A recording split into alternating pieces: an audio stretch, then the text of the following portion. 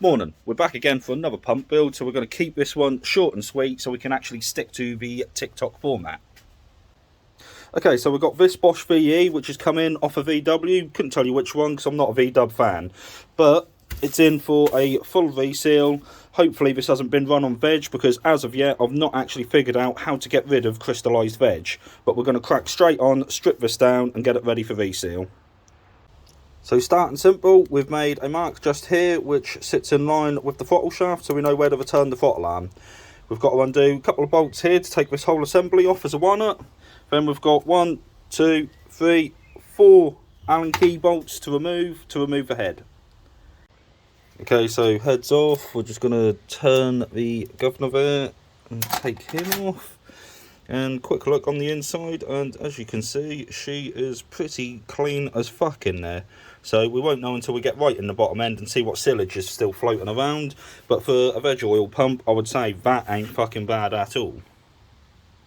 So next step, we're just going to undo all the cap heads here, get this garb off, get the head off, and then we are going to come this end, undo the main governor shaft going through there, and then rip all that system out as well.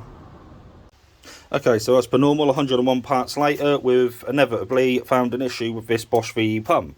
So the advanced shuttle here in the bottom, as you can see, there is a little bit of bastardising in there.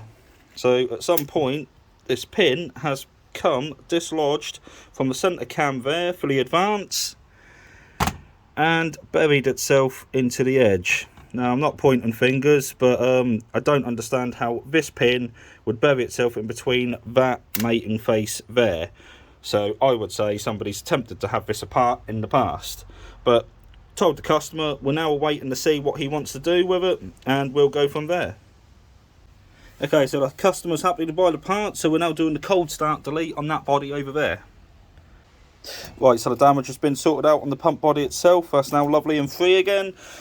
We've now put new cush drives in there. We're now getting ready to put the vane pump back in, so let's crack straight on.